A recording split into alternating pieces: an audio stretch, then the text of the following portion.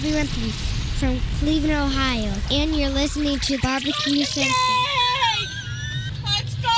We'll do it live. Okay. Well, do it live! I'll write it and we'll do it live! So to get that perfect barbecue, you use wood. Are you sure it's safe? Whatever. We put the lighter fluid on, strike the match, and... Oh! Should we call the fire department? That might be a good idea.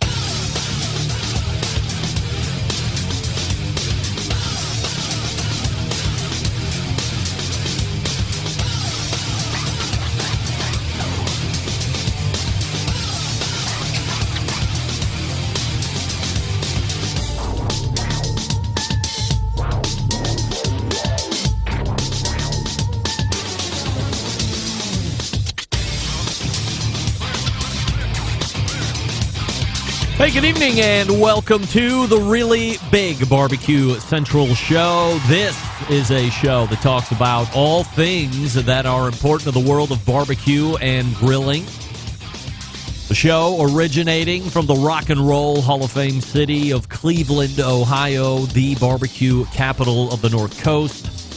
I am your program host, Greg Rimpey. Happy to have you aboard here on your Tuesday evening's live fire fun and frivolity show. If you feel the need to jump in on the show this evening, here's how you do that. You can get in touch with the show by sending an email to Greg at bbqcentralshow.com or on the Twitter and Instagrams at BBQ Central Show. Anything else you want to find out about the show can be found at the main website, thebbqcentralshow.com. And here's what's happening in case you get the newsletter coming up in about 12 minutes from now. It's the third Tuesday of a month. And that, of course, after a couple months of layoff, means that we will be rejoined by an icon in the industry, perhaps the icon of the industry. Certainly nobody better at penning live fire cookbooks than my first guest this evening, a TV show host of many different shows over the course of many decades, a cooking class school instructor, and the list goes on. Barbecue Central Show guest Hall of Famer and, of course, Barbecue Hall of Famer Stephen Raichlen returns to the show. Again, after a couple-month layoff, so excited to talk to Stephen. 35 past the hour.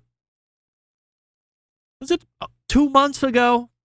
This Bob Trudnak is on my show, and we're jabbering along, having a very diligent and witty conversation, and casually, as we're talking about his spices and rubs, I think I asked him who's doing those, assuming it was going to be one of those major named companies like Old World Spice or something along these lines.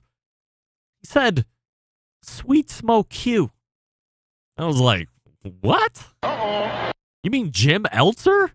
He said, yes. He's been doing that for me, and not only does he do rubs, he does sauce. We're talking about the guy from Florida, right? The Ohio guy, the Buckeye, moved to Florida, engineer, builds pits. Yes, that's the guy. Oh, I had no idea he was into that kind of stuff. Well, I wasn't going to let that slide, so I continued to chase, made contact, hit up Jim Eltzer, said, hey, any chance you can come on the show this coming Tuesday and we can talk about this whole co-packing business that you have this evening? And he said, absolutely. So here he is, 35 past. The pitmaster of Sweet Smoke Q. He's building drum-style smokers. He's got rubs and sauces, but more importantly than that, this evening at least, we're going to be talking about this business that he isn't telling anybody about. He has business going on. This could be the first time he's technically advertising it or talking about it out loud. Who knows? So this is a substantial interview coming up in about a half hour from now. Very excited to catch up with Jim and learn all about what he's up to. Then we will move to the second hour because it is the first Tuesday. Because it is a third Tuesday of a month. You know what that means, of course, quarterly guest time. And this time around, we revisit with Susie Bullock from Hey Grill Hey. They've re-upped for another 4 visits this year at a minimum. They have something else that's going on. Great. We'll have him on in between that time, but this will be the first of 4 visits in 2022. Susie has a lot going on, as well as Todd, so we'll talk to them about the ramp up in Instagram and TikTok stuff. They are sponsoring an SCA Utah barbecue pit stop SCA steak contest, but it's not a contest. It's a, you know what I'm trying to say. What is the Sam's Club? The tour, like a tour. It's more than one contest. There's a word for it I can't even think of as I try to stall so I can come up with it and show you my command of the English language, but it's failing me.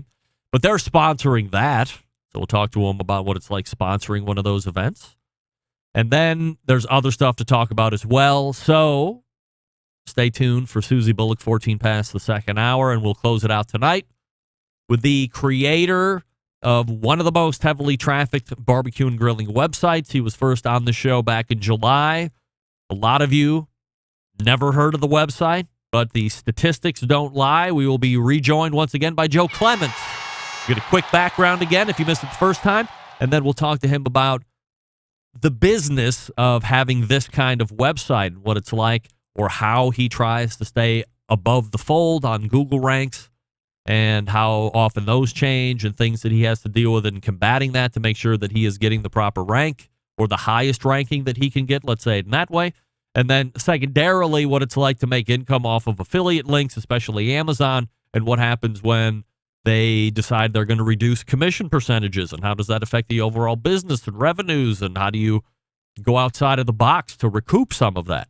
So we'll be talking some business with Joe Clements. Very excited there. Stephen Raichlen, Jim Elter, first hour. Susie Bullock, Joe Clements coming up in the second hour. And you can follow me socially, Instagram, Twitter, TikTok, and Snappers at BBQ Central Show. For live video feeds of the show, you can go to Facebook and Twitch/BBQ Central Show. Also on YouTube/RD Rempe. And don't forget, we do have a live audio stream happening right now on Clubhouse. So if you'd like to only hear it and not see it live, that's the best way to do it. All right, so let's start here tonight. Many of you weighed in on the show from last week. A lot of it was going to the segments with Jeremy Andrus, of course, and a decent amount was going to the second hour guest, Chris Young, from the now company Combustion Inc., but formerly of Chef Steps, and was a co-author of Modernist Cuisine. I have thoughts on both sides.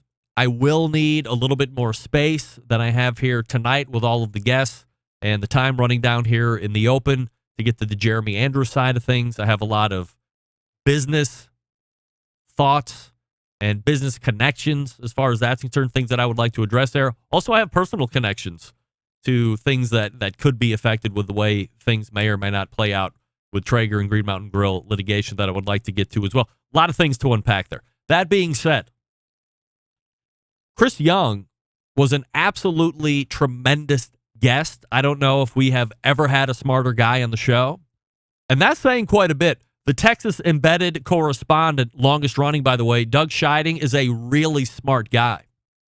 Dr. Howard Conyers, who has been on the show, a NASA rocket scientist, a really smart guy. Chris is right there. In fact, I was so taken with him, I found myself thinking that this is the guy that could step into the live fire space and really make some noise. Fill the void, if you will, that was left when Meathead did the myth-busting stuff, wrote the book, had huge adulation and popularity, but very little follow-up on that kind of stuff after that. And I have no idea what I'm talking about here, but I feel like that if he wanted to, Chris Young could step in and take that whole segment over and dominate. He loves to cook. He loves to cook using live fire, loves to barbecue. He said it as much on the show last week. He loves science. He's really into and good at math. What am I missing here? Of course, he would have to want to do that. But think about the course of time here in the next 10 years or so. Is Meathead still going to be doing this stuff into his 80s? Is anyone looking to be the next person up in that space? I see it.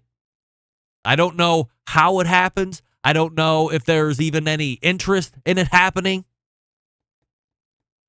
But the appearance of a natural fit here is just punching me in my face.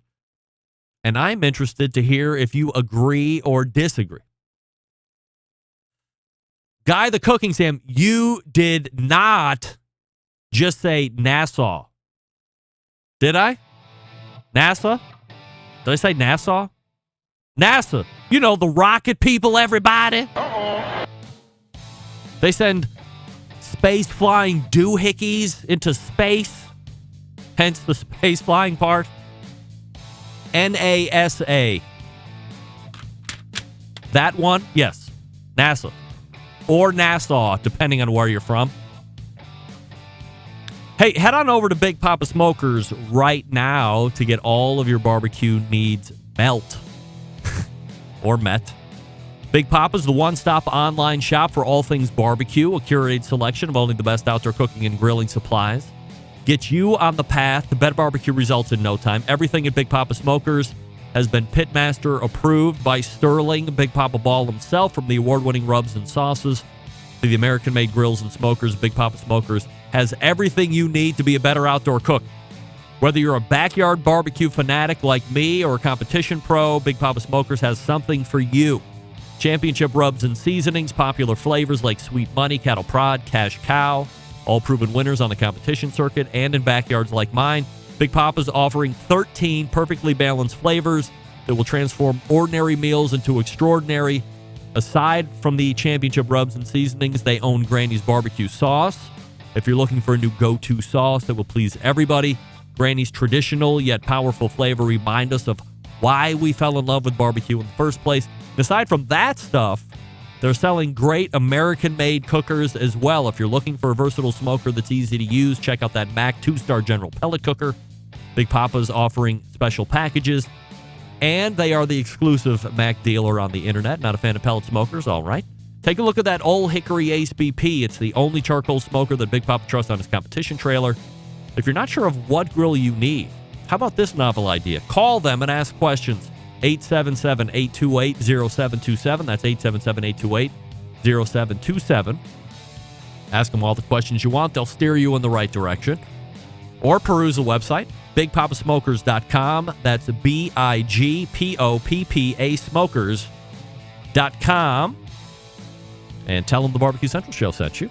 We will be back with barbecue icon Stephen Raichlen right after this. Stick around. We'll be right back. You're listening to the #1 most downloaded barbecue and grilling podcast anywhere. The Barbecue Central Show.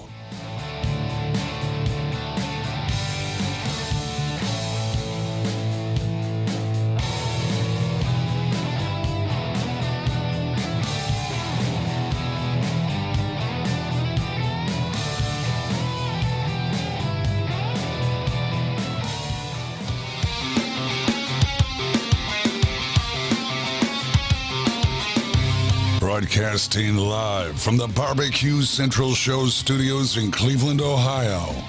You're listening to the Barbecue Central Show. Once again, here's your host, Greg Rempe.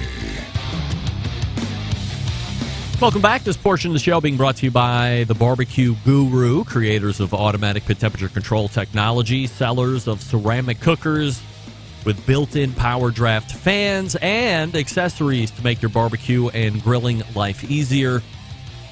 Visit bbqguru.com for more information or give them a call at 800-288-GURU. The Barbecue Guru continues to be a breakthrough in barbecue technology. Central Lights, it's the third Tuesday of the month, and that means it's time to do a segment with an icon in the industry, a host of TV shows, a creator and host of the very popular Project Fire, which you can see on PBS, of course. Writer of some of the most prolific barbecue and grilling cookbooks in the history of barbecue and grilling cookbooks. We race to the hotline and welcome back friend of the show, Stephen Raichlen. Hey, Stephen. Hey, how you doing? We are fabulous here. Appreciate you making time for us. As always, as we've missed out the last few months here, so good to play catch up. There is a post or a blog writing that was done maybe a month and a half, maybe even 2 months ago now. I read it, and it blew my mind. It was almost like a Stephen Raichlen expose, and I'm hoping we couldn't sit here and talk about it and make sure everybody else is as aware as I am now, thanks to the writing, and that is this. Evidently, and to my not knowing, there is shenanigans and tomfoolery afoot when it comes to the olive oil business. So, you went ahead and wrote a big post that had a number of different items to consider, but let's start at the top. Is it widely known that olive oil might not be olive oil that you think it is? I think it's pretty widely known, at least in culinary circles.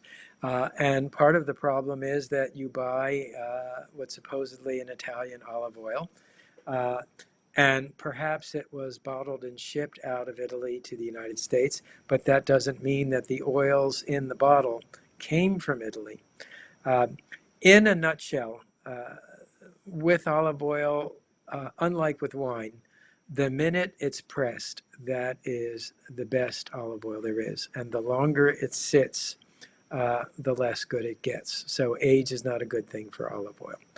Now, this was brought to you by something called the Olive Oil Club, and I know quite a bit about it because my fearless assistant, Nancy Losky, does all the writing for the Olive Oil Club. And I have also been a subscriber for the last 8 or 10 years, and their oils are absolutely phenomenal. They are always different. They come from different countries.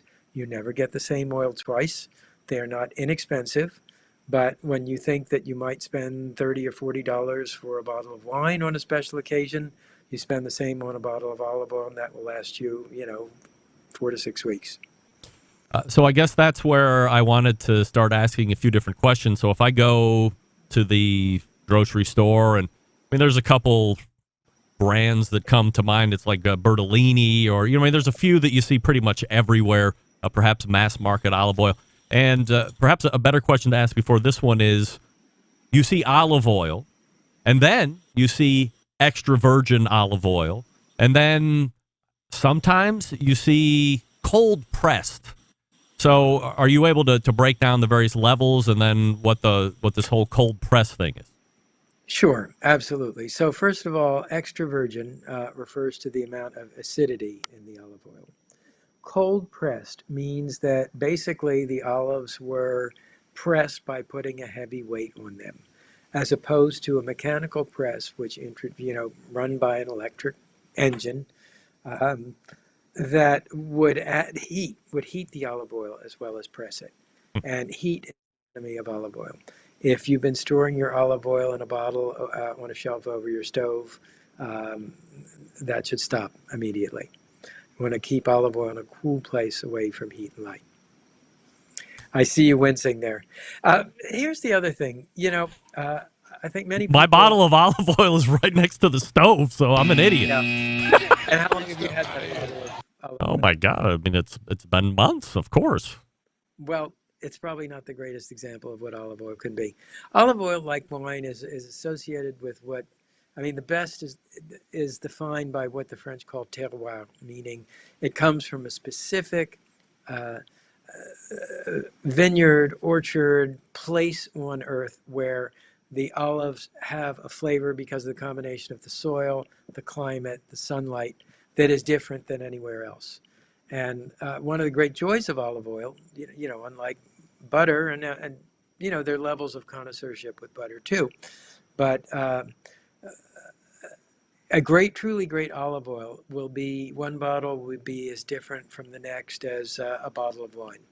And whether the olives are grown in Portugal, or whether they're grown in Spain or New Zealand or Chile, that each of those countries has wonderful oils with very distinctive flavors. So when you're using olive oil, is it tough to cook with? Because what I'm understanding here as you're relating it to wine, it makes it a little bit more approachable to me. different regions are going to produce grapes differently, hence that's going to taste different depending on what region you're in. So similar to olives, of course. So as you're using it, if you're using one olive oil that you're getting this month, let's say, and you're using it in a recipe, if you're getting a different bottle next month and it's from somewhere completely different, then that's going to have an effect on that flavor profile of the same dish then. Absolutely. But, we're not aiming for uniformity here. We're trying to make each meal and each cooking experience a unique experience in life with unique flavors. Now, the oils I'm talking about from the Olive Oil Club, as I mentioned, they are not inexpensive. So I tend to use those more as a condiment, a finishing oil. If I were going to be deep frying or pan frying, I wouldn't necessarily use one of those oils. I might use a less expensive oil from California.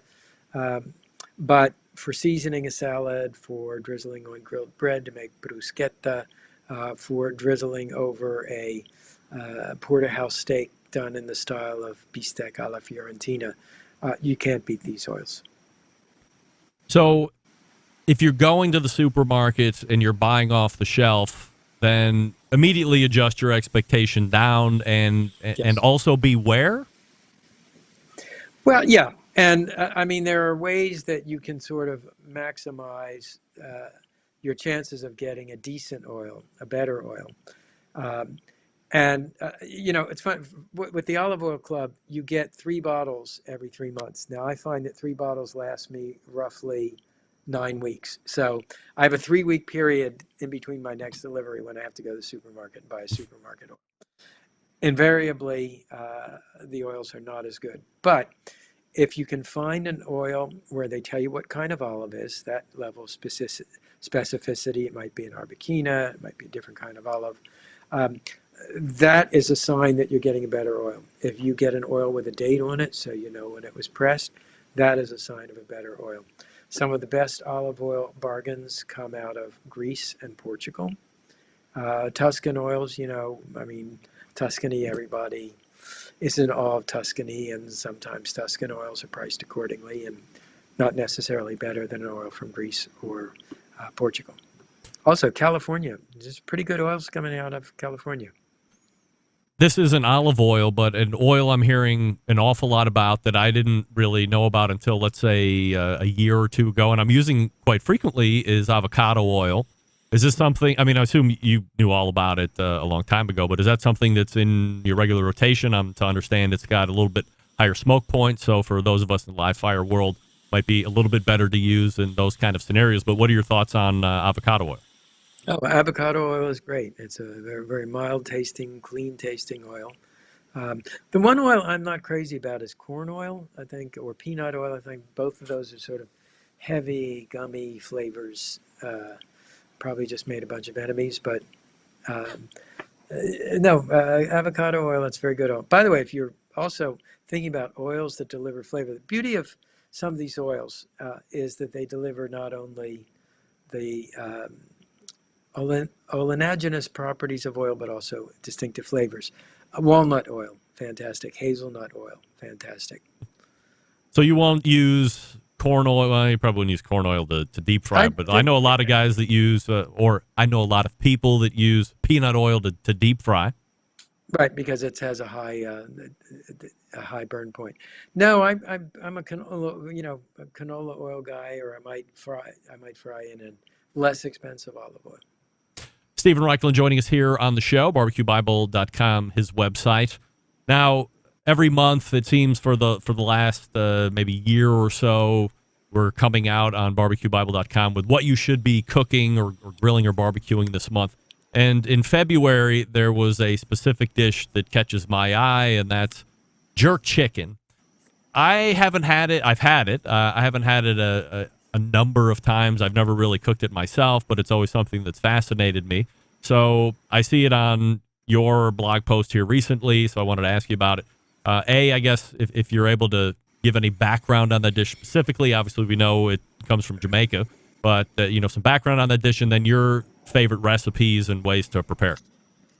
Sure. Well, jerk, there are many theories about where the word comes from. It is Jamaican barbecue. Some say it's juke, meaning to poke with a sharp stick, like you make holes in the meat so the marinade can go in. Some people cite its etymological relation to jerky, sharky, jerk, the idea that the meat is preserved with smoke and fire.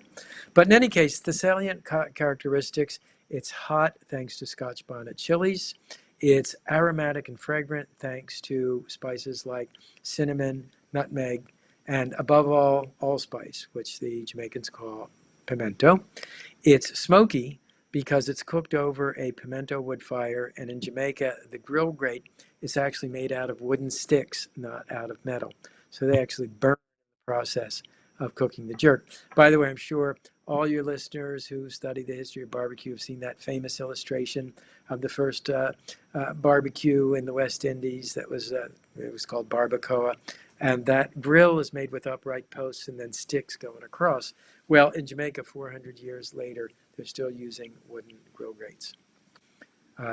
In my books, like Planet Barbecue or Barbecue Bible, I give Project Smoke, as a matter of fact, my own recipes for making jerk seasoning.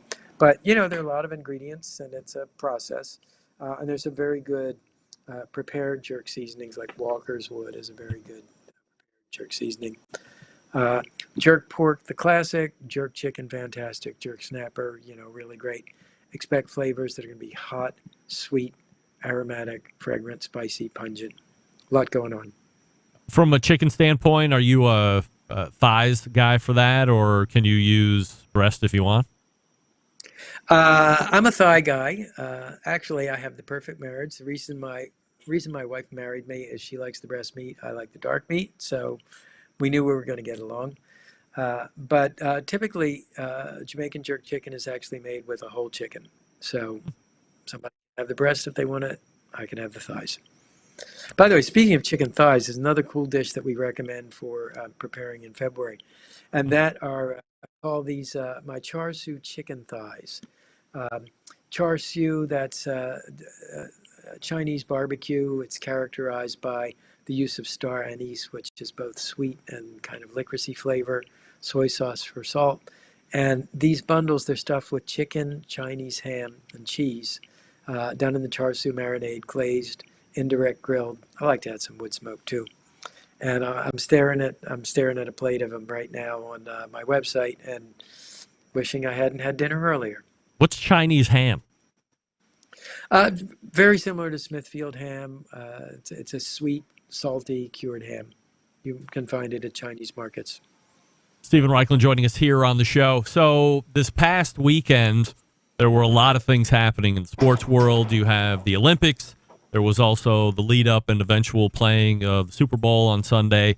But all weekend, if you're a fan of Live Fire, there was a marathon of Stephen Raichlen on PBS. So I'm wondering, do you tune in on purpose to any of that, or will you flip through channels and see, oh, hey, there's me on television, and I'll watch a few minutes? To be honest with you, I really don't. It's it's cruel and unusual punishment to watch yourself on television. But I did watch the game. I thought it was a hell of a game. And my assistant Nancy Losky, who by the way has written a Healthy Pellet Grill cookbook, y'all should check out, and definitely check out the Olive Oil Club. She came up with this incredible recipe for Super Bowl, but I'm going to be making anytime I get the occasion. And it is a buffalo chicken dip. So imagine buffalo chicken wings channeling a dip that is then enriched with blue cheese. And it is nothing short of miraculous. Last question here before I let you go tonight, Stephen, and I appreciate the time. Actually, first, since we're on the topic of television shows, let's talk about the impending new season of Project Fire. Anything we need to know about coming up, and when is it set to debut? Pretty cool show. It's launching on April 15th. It's the official launch date. If you follow my social media or barbecuebible.com, you'll be hearing lots more about it behind the scenes. We have some very interesting shows this year, including one that I call Influential Barbecue. I invited 3 of my favorite barbecue influencers from Instagram on the show to sort of take them off the screen and put them in a TV show, and that was really fascinating. We taped the show in St. Louis, our first ever urban setting. And St. Louis has some terrific barbecue. It's perhaps less well known than Kansas City or Memphis, but very cool, distinctive dishes. You'll see some amazing things, including turkey ribs, done by a woman named Erlene Walker. And yep, you see it first on our show. We've got a show on barbecue for breakfast.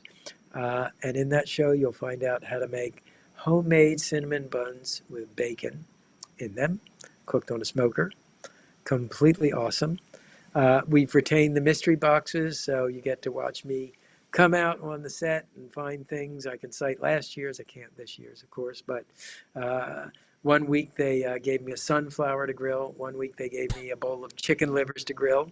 And then they showed some mercy on me the third week and gave me lamb ribs. But that's one of my favorite parts of the show, the mystery boxes. I love that adrenaline rush, the kind of creativity of figuring out what to grill on the spot.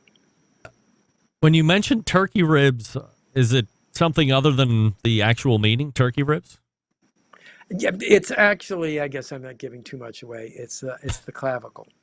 And so each turkey has two of them, and they look like and eat like individual baby back ribs. All right, so interesting for sure. So Project Fire, I saw it first on Project Fire. That's right. April 15th is when it's set to debut.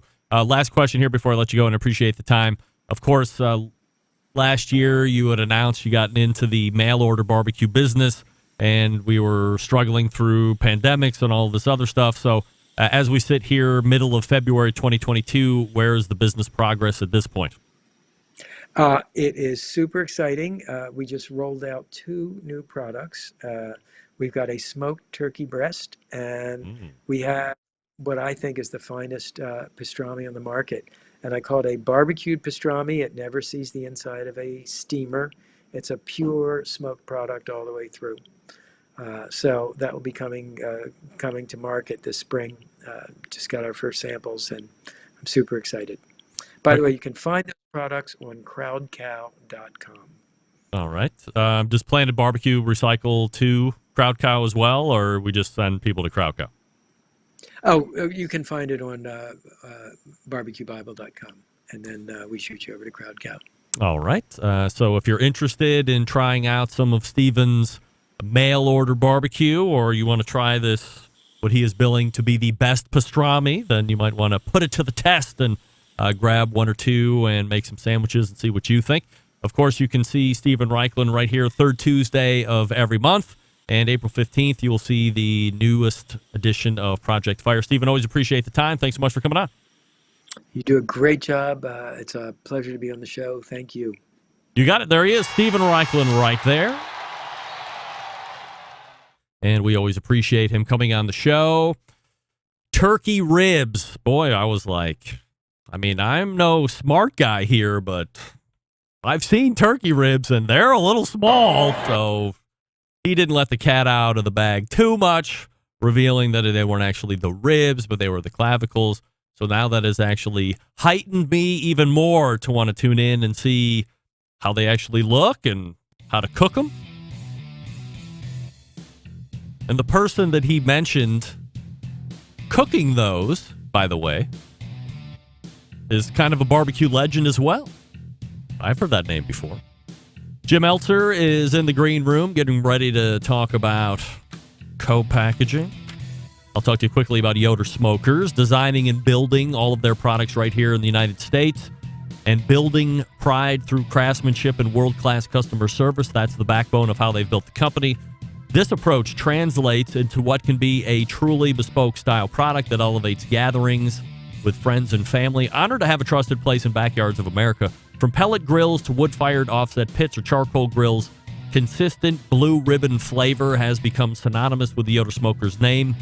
Make no mistake, Yoder Smokers' flavor-driven design is unique to each style of pit, and their team has developed their cookers to perform time and time again while outlasting the competition for generations to come. It's this generational thought that is rooted in the handmade products and defines the integrity of the core values: American-made quality, endless flavor, the benchmarks of Yoder Smokers. Visit their website, yodersmokers.com. That's yodersmokers.com, and grab yours today. As I had mentioned, we'll be right back with Jim Elser. Stick around. We'll be right back.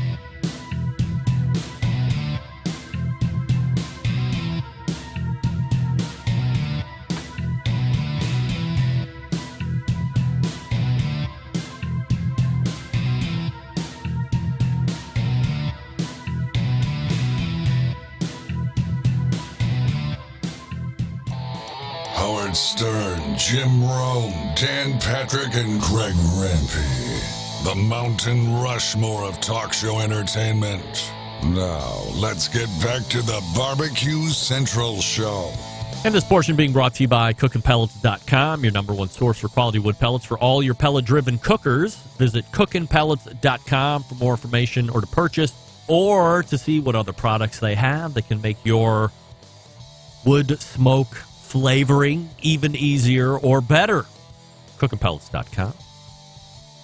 My next guest is a championship-winning pitmaster, a pit builder, a cooking class instructor, and much more. And tonight we're talking about something I learned a few months back from friend of show Bob Trudnak. So let's not waste any more time as we hit the hotline and welcome back the pitmaster of Sweet Smoke Q. Jim Elser joins me. Hey, Jim. What's up, Greg? I am happy to have you aboard here tonight, Jim. And I think that I am the one that knows some secret stuff about other folks in the industry. And I figure this would certainly have been one of those things, alas. I think I learned about it in passing from an interview with Bob Trudnak, and that's this. You're in the co-packaging or commercial packaging business. Now, traditionally, it's pitmasters getting their stuff made, and now you're the guy making other pitmaster stuff, probably aside from your own. How'd you get into this? Well, you're correct on all of that, and I don't think it was a secret. We just, provided a great service, and word of mouth. So we just felt like we haven't had to advertise, and we're busy as ever. So how did we get in the business? Just wanted to control, the product, and basically, I wanted 100% control of when the product was going to be made, when it was going to be, on the shelves, and that kind of stuff. Usually when people want to take control of stuff, it's, I'm going to grow my own cow, or I'm going to grow my own corn, or, it's not, we're going to get into the commercial packaging stuff. So was there somebody that was going out of business, or did you just find space and start bringing in machinery, or what? No, we actually moved into a shop back in 2016. That's when I officially quit my engineering job. So we moved into a 3,000 square foot facility, and realized real quick that we were running out of room. That's where we're building our smokers and, operating, our day-to-day business just with the competitions and classes and that kind of stuff. And we ran out of room. So in the same industrial park, there was a new building being constructed. So we figured that we would, jump on board and see what we could do, build a commercial kitchen, get some equipment. And it took a little bit of time to get it worked out. And now we're 100% fully operated, going crazy. So what's the setup like now, and what can you accommodate from a volume standpoint? Right now we can accommodate from anything from, real small batch. I say that we're micro batch, but we can do large batches up to, thousands of gallons. Right now we're in the process of working with somebody up in the Northeast about getting a couple of Bloody Mary mixes made. We're talking thousands and thousands of gallons of that. So we're ramping up to that, and we've done just a few cases, 10 gallons. So we'll do pretty much any amount that you're looking for. And I think that a lot of co-packers have a minimum of, when I was looking around my product having made, it was a lot of times it was 200 gallons, 500 gallons. And when you're in a small startup, you don't really know if you're going to sell that much product, and that's a lot of upfront cost. And I call it cash on a pallet, just waiting there to be sold. So I just decided that, I want to help, other barbecue, guys out and in restaurants that didn't want to do that 500 gallon or so. We'll do whatever.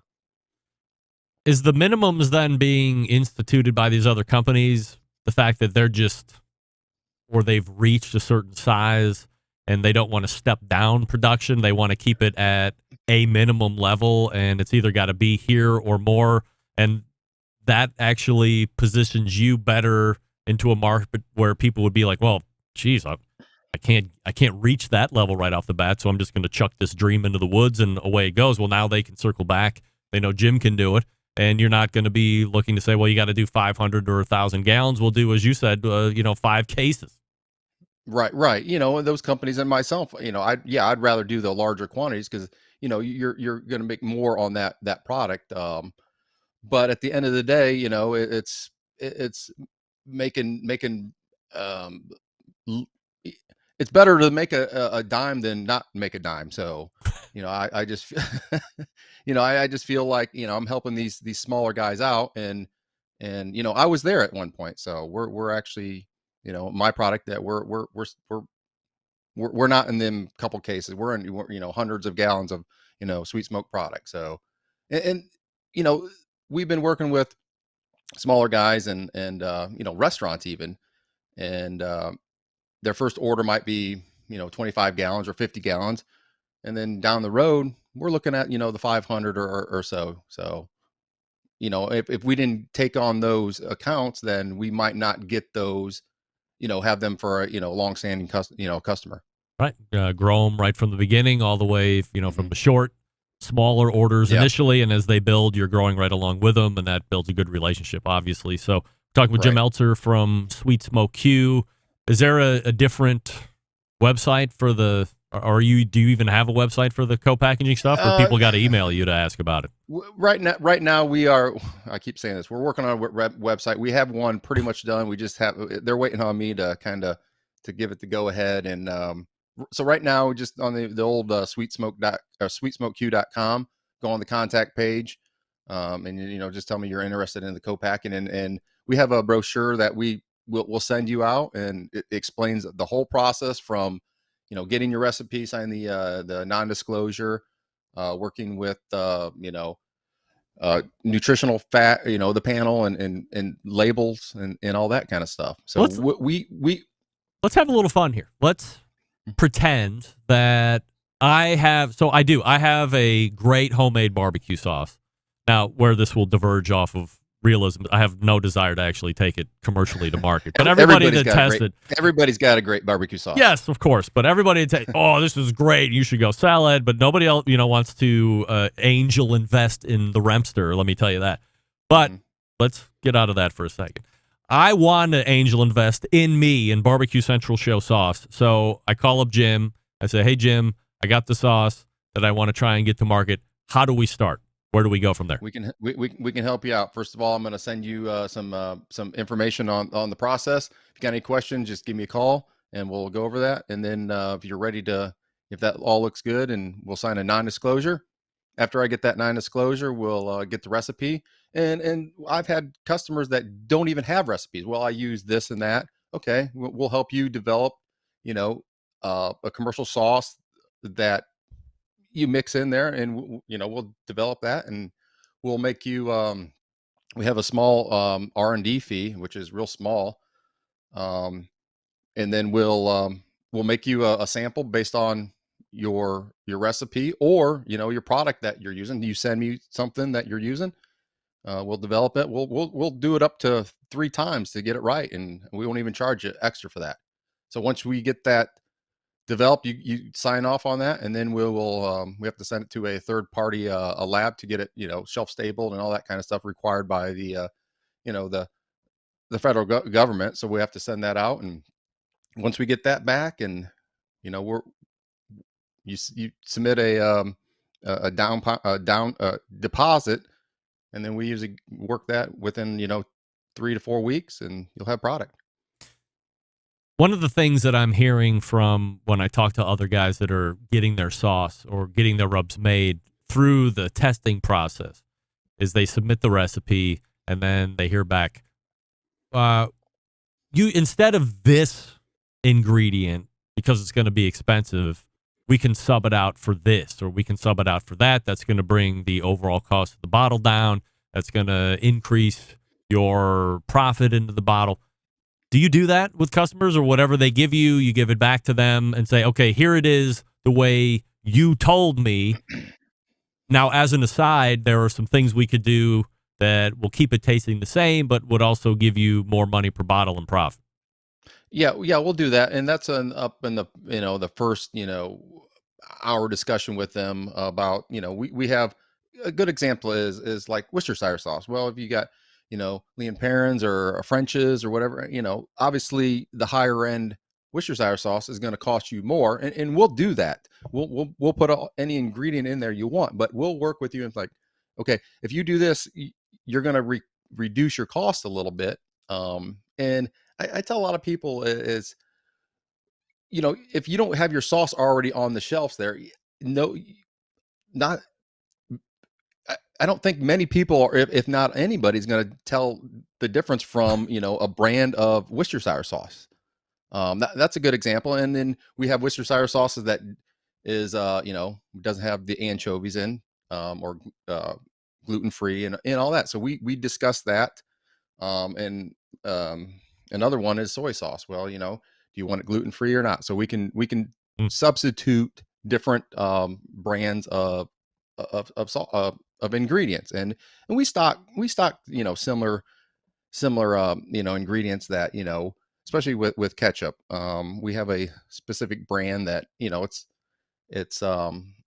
in non-high fructose corn syrup.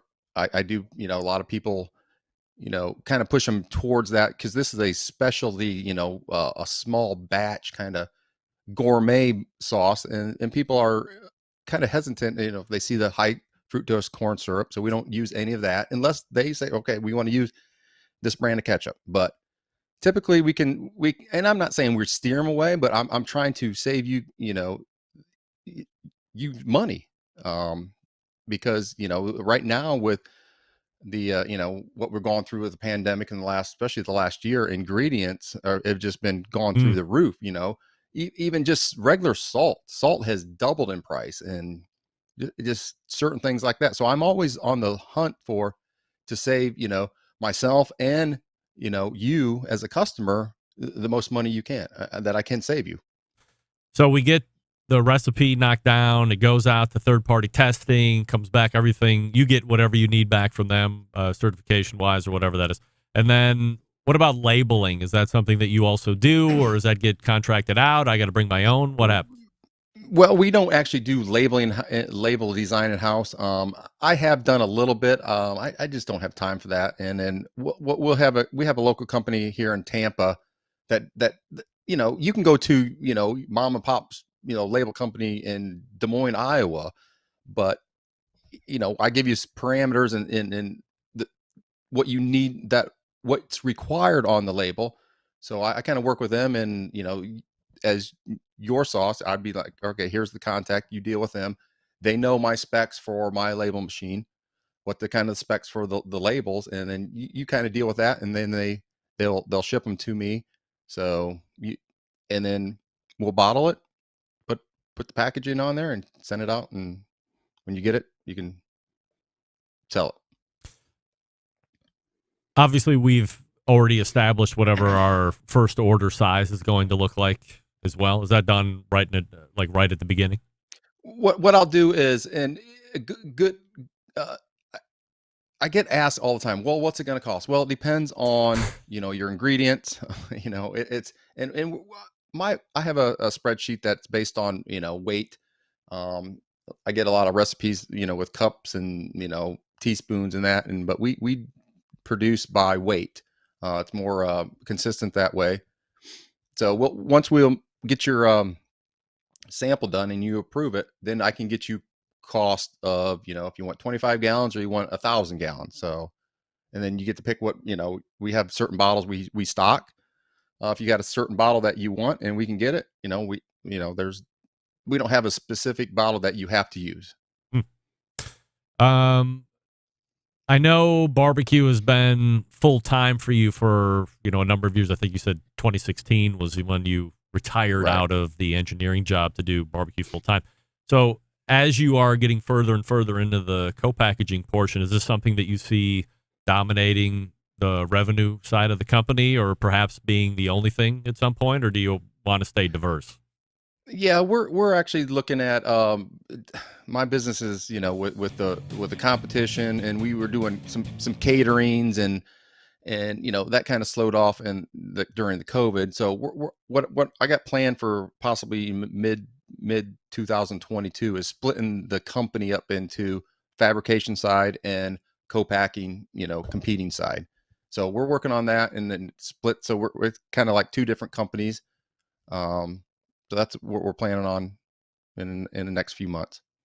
Is there a lot of competition in this field? I mean, are there more than 5 or 6 big co-packers?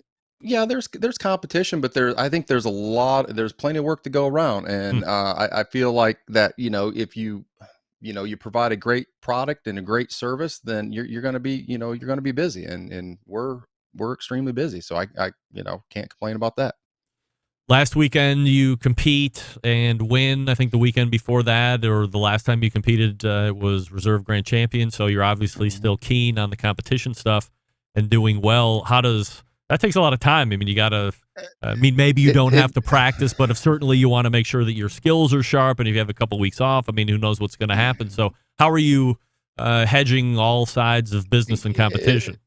I'm working, I'm burning a lot of hours, especially when, competition, up until last year, I kind of took competition as a, part of the business, and my results kind of showed, just because I was doing it as business, not saying I wasn't having fun at it, but I was just going through the motions. And then last year I'm like, okay, I'm going to look at this as a hobby again, when I was doing it as a hobby and doing much better. And I go in there, and I'm still, with the phone and emails at the contest, I'm still tied to the business, but I tend to, relax the business side, on, especially Friday and, in the weekends.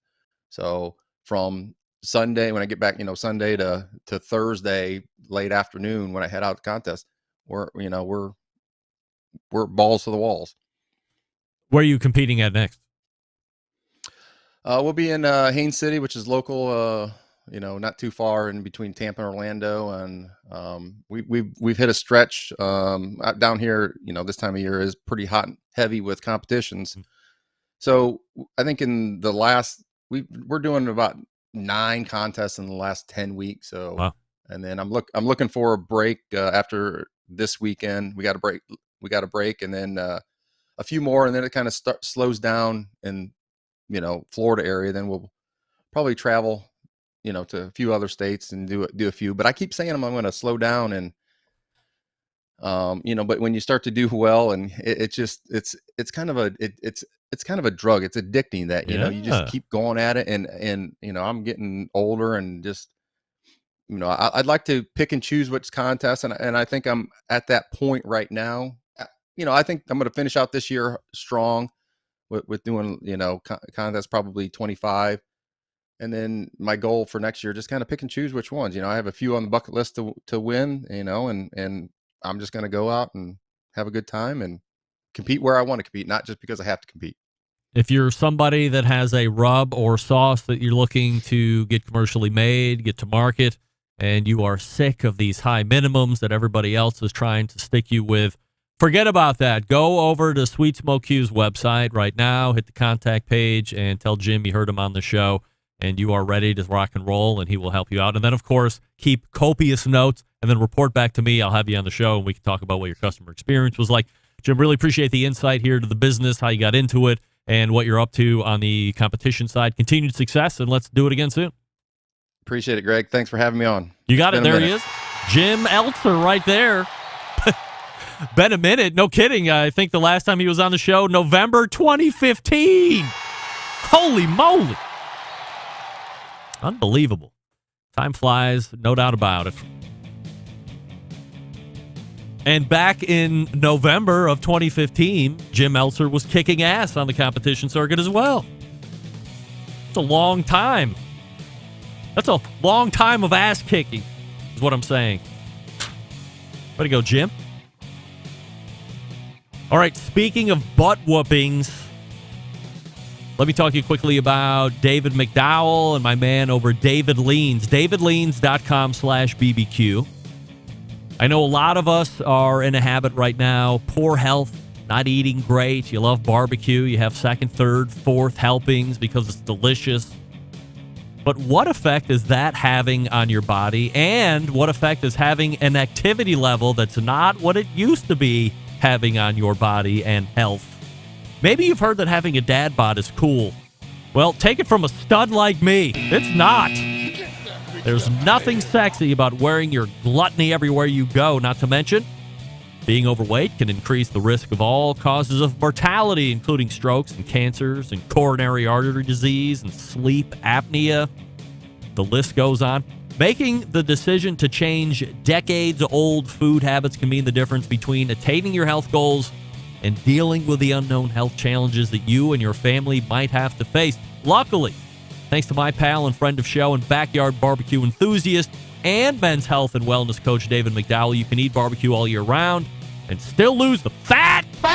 David McDowell is your assistant around the clock. He's just text message, iMessage, or WhatsApp message away.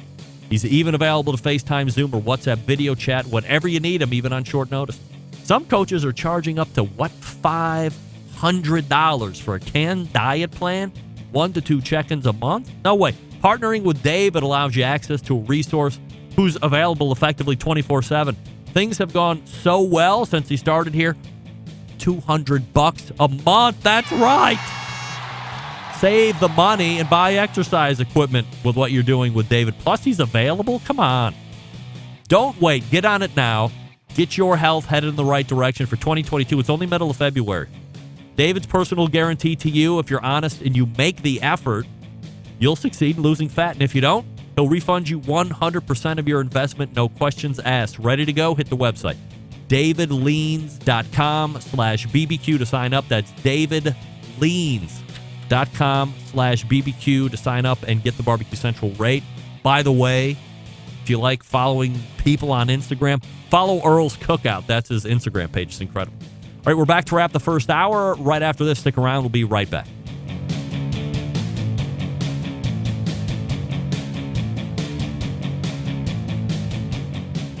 Continuing to produce incredibly mediocre content in an exceptionally professional way. You're listening and watching the Barbecue Central Show. Once again, here's your host, Greg Rempe. All right, welcome back. This portion of the show being brought to you by Fireboard 2, Fireboard 2 Drive, and Fireboard 2 Pro, and Fireboard Spark. Monitor up to 6 different temperatures simultaneously. Connect to Wi-Fi for cloud-based monitoring, or connect via Bluetooth. If you have Alexa or the Google Assistant in your home, you're in luck. Fireboard fully integrated with both. Find out more by visiting fireboard.com or call 816-945-2232. That's 816-945-2232. The Fireboard 2, Fireboard 2 Drive, Fireboard 2 Pro, and the Fireboard Spark. Instant read. That Spark. That's a sexy little package. It's an instant read meter thermometer. It's also a one-channel Fireboard. It's also a clearinghouse of a display for a 6-channel Fireboard if you're running one of those, both the 1 or the 2. What aren't you getting? It's great. Pick up one, hurriedly pick one up before they're all out. Hey, Scott Atkinson is in the chat. I-O, pal, I-O. I see nobody else is picking up on that. That's an Ohio thing.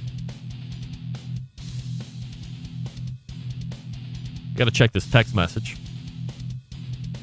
Stand by. Did Steven Raichlen really say he's never had buffalo chicken dip? I know. Get that big stuff out of here.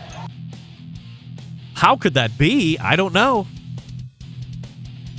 I once told Steven Raichlen on the show I'd never had caviar before. He had a similar reaction to me just wondering how you could never have buffalo chicken dip. To me, it's a little different. But hey. All right, we are pointing to the second hour. Refresh libations. We'll do a top of take, and then we'll get to Susie Bullock, and we will close it out with Joe Clements from Smoked Barbecue Source. Stick around. We'll be right back.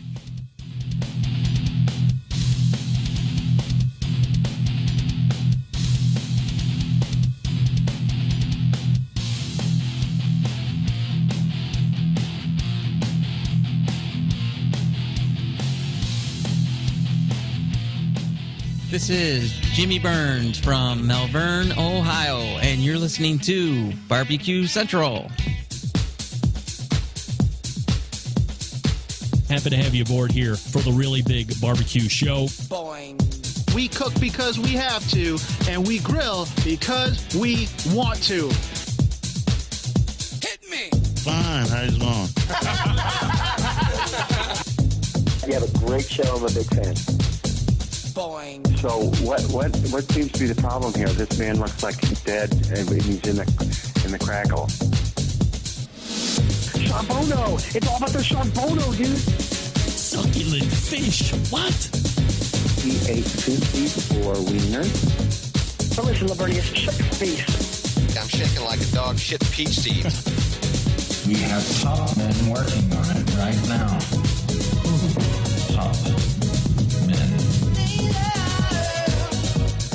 And welcome into the second hour. It's the Barbecue Central Show. We do it right here live every Tuesday from 9 to 11. We'll do it live. That's right, Bill. We talk about live fire, barbecue, and grilling items. The show is being recorded also at the same time. So if you miss it live, you get a podcast tomorrow, hour number 1. You get a podcast on Thursday, hour number 2. And I'll talk to you about Friday here in just 1 second. Still to come on the show this evening, Susie and maybe Todd Bullock from Hay Grill Hay.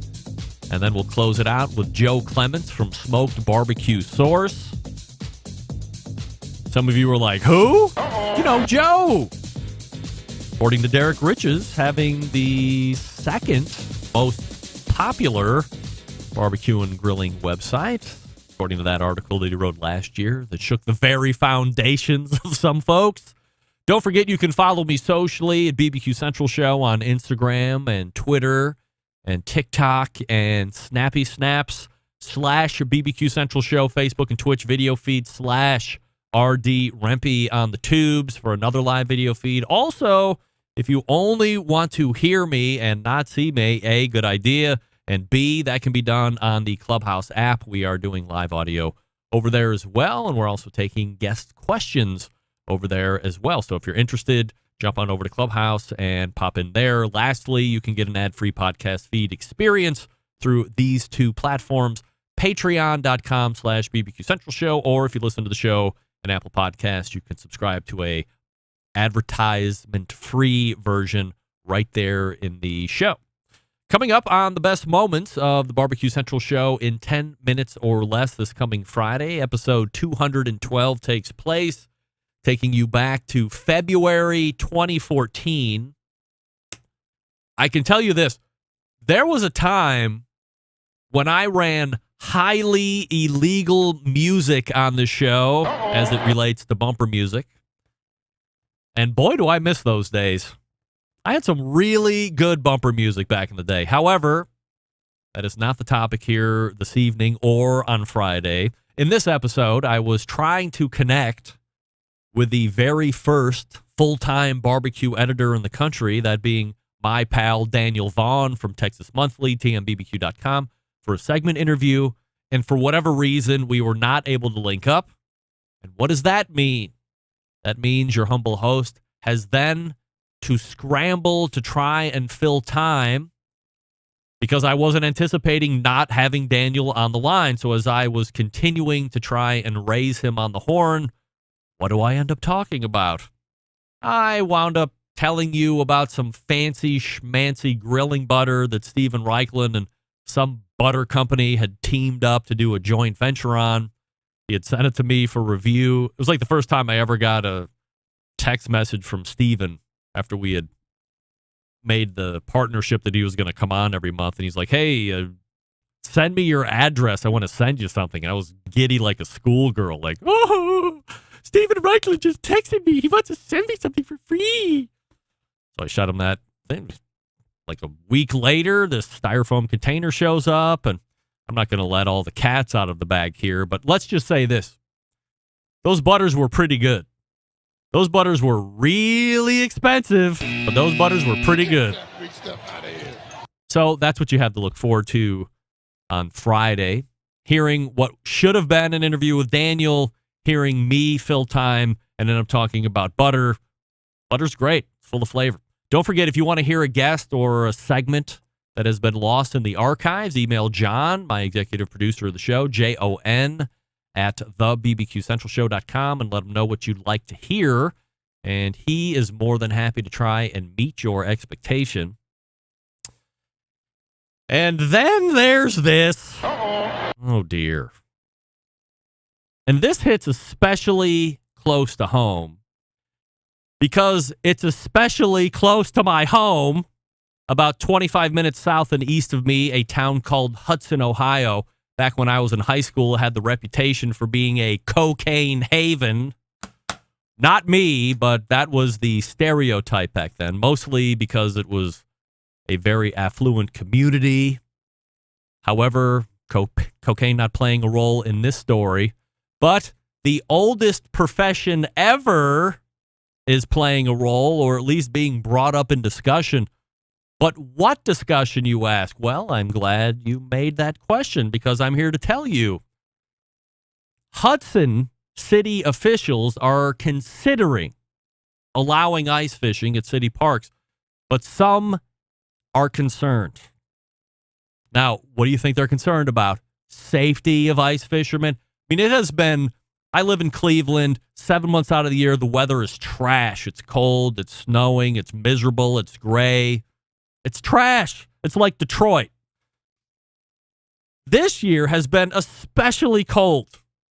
For the last 6 weeks, 7 weeks, it's 7, 3. It's below 0 after wind chill. It's like the Winter Olympics out in Beijing. I didn't even know it was that cold back there. And when they're doing the ice pipe or whatever the hell it is they call it, it's negative 14 degrees ambient temperature out there. That's what it feels like here. So any water around us has been icing over at rapid rates. The lake is almost frozen over. And in Hudson, it's no different. So a few council members fear people could get injured. And Mayor Craig Schubert is worried about what? Prostitution. During a council work session this past Tuesday, a week ago, the mayor said, if city lawmakers allow ice fishing, someone may want an ice shanty, and if you then allow ice fishing with shanties, then that leads to another problem, prostitution, the mayor said during the work session. Just some data points to consider. The Fox 8 I-team reached out to the mayor Wednesday asking for an interview. He declined to go on camera, but released the following statement.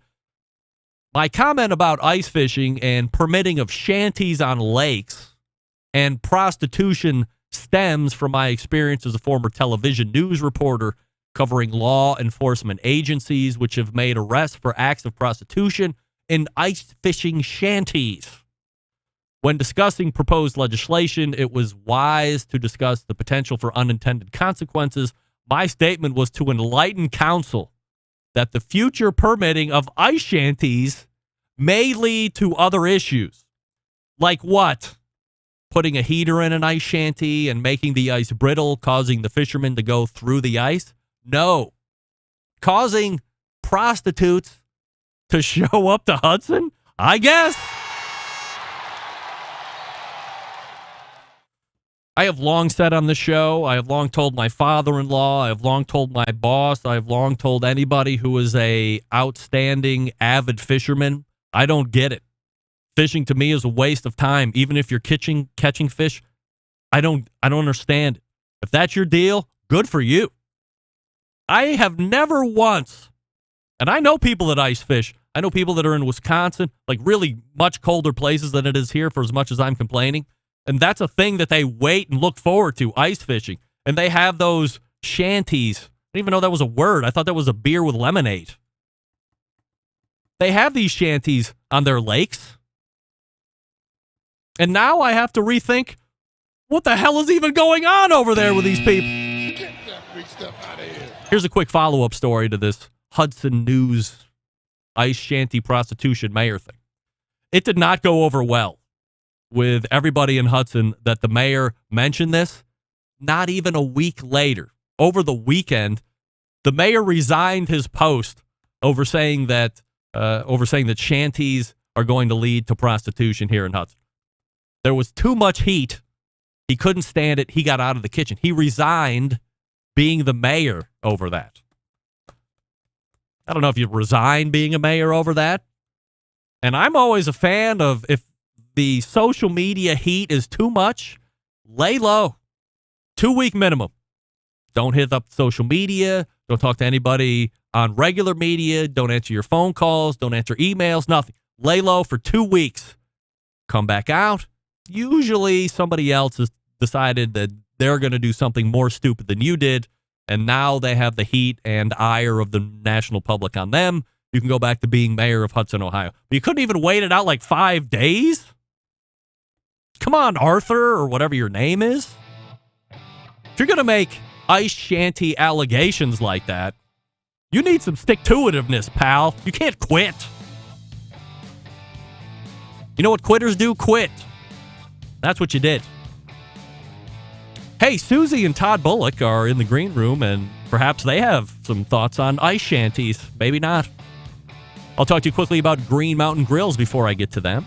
Offering you 2 different lines to choose from, a choice line. So if you're not somebody that needs a bunch of tech or internal meat probes or some bells and whistles, save a couple $100.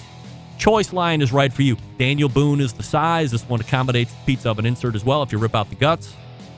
It's medium size, so if you've got a family 5, 6, 7, not really into throwing huge barbecue blowouts, this thing's going to be able to cover you no problem. Now, if you want to step it up a little bit or you want a bigger option as far as grills are concerned, Prime Line is what you want to take a look at. Now, you also get Wi-Fi connectivity. You also get an app experience where you can control the grill through the app.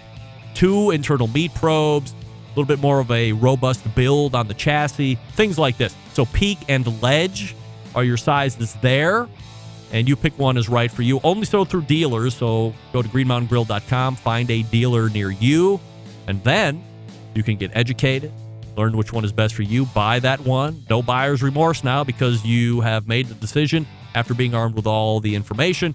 Get it home. Success right off the bat. Now, you can go to Green Mountain Grill and buy accessories if you would like to complete the Green Mountain Grill cooking experience. That's certainly up to you. But again, look at them through dealers, which can be found at greenmountaingrill.com. Choice line and Prime Line. Portable one is the Trek if you want to take something to tailgates or other things. Camping, if you like camping. Camping and fishing, to me, are kind of like one and the same. greenmountaingrill.com. That's greenmountaingrill.com. We are back with Hey Grill Hey right after this. Stick around. Be right back. You're listening to the #1 most downloaded barbecue and grilling podcast anywhere. The Barbecue Central Show.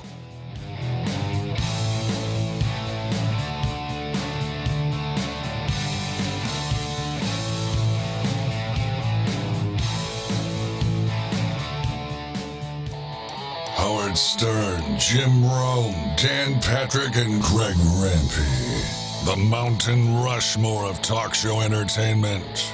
Now, let's get back to the Barbecue Central Show.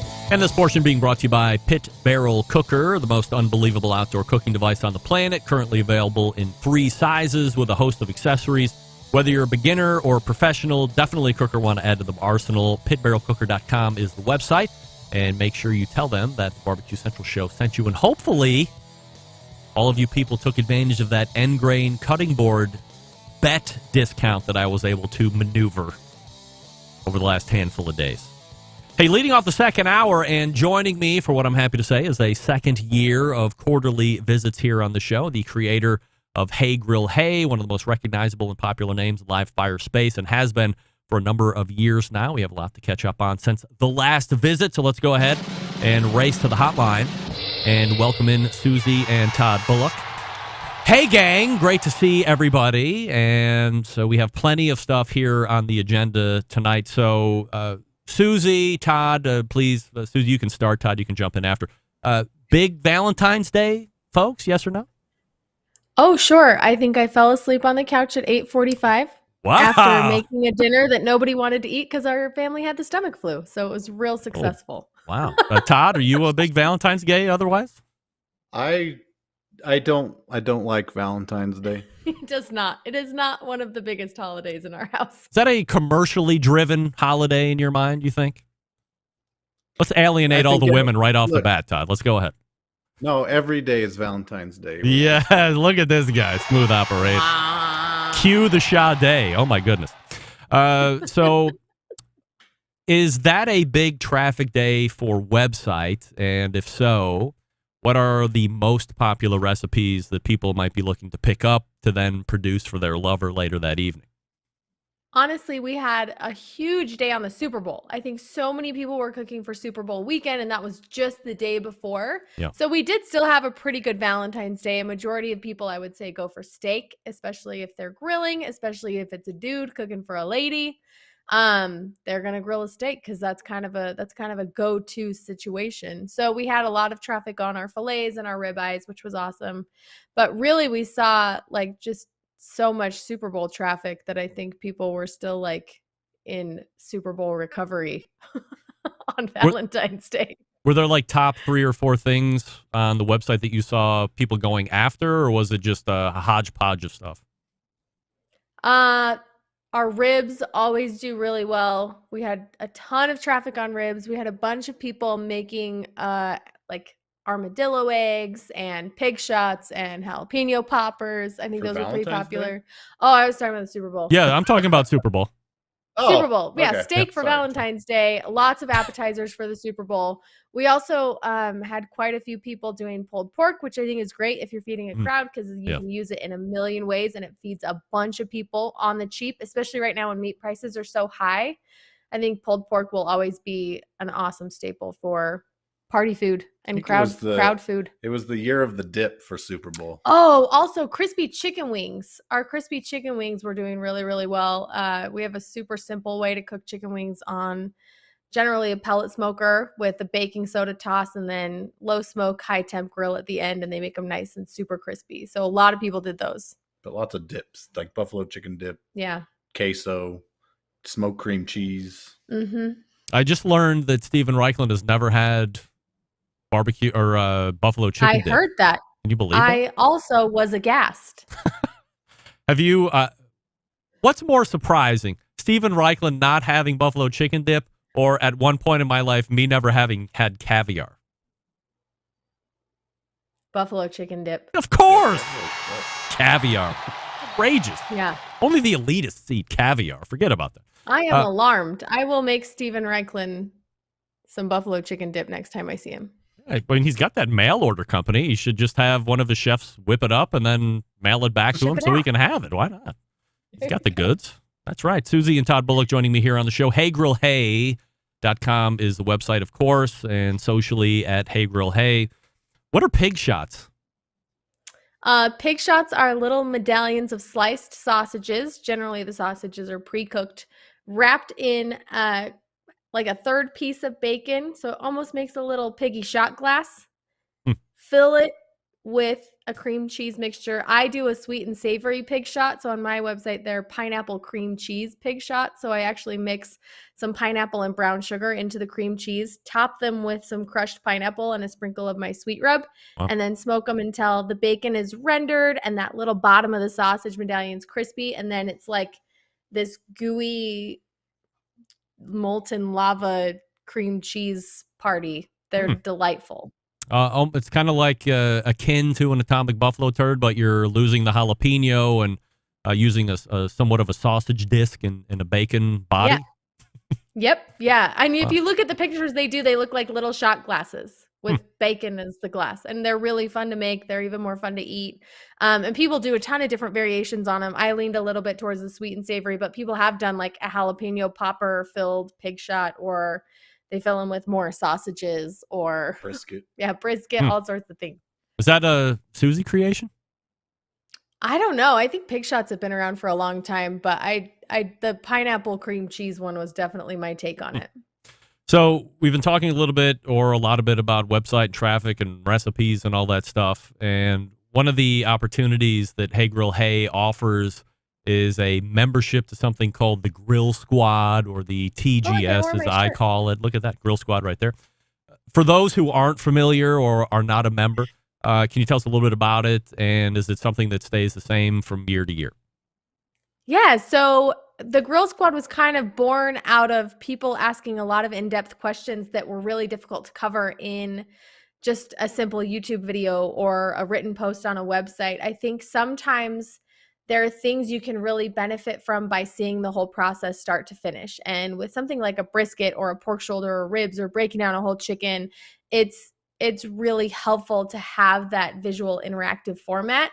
And I wanted to provide that to people, especially I talk a lot about, I started writing recipes for barbecue over a decade ago, and there just were not a lot of resources. So I fumbled my way through so much, messed up a lot of really good meat, wasted a decent amount of money. And so I wanted to create a resource that would have helped myself a decade ago when I first got into the barbecue space to nail a brisket on the first try and to remove that barrier of entry or that intimidation factor that made it feel like I didn't know if I was capable or if I had all the skills or the knowledge that I needed. So that's kind of how the Grill Squad was born. Right now we have 7 like those deep dive style pitmaster classes. We're adding 2 more in the next couple of months. And so it's definitely something that's ongoing. We're actually really revamping the Grill Squad right now for this coming, grilling and barbecue season. And we're going to be introducing some super fun stuff.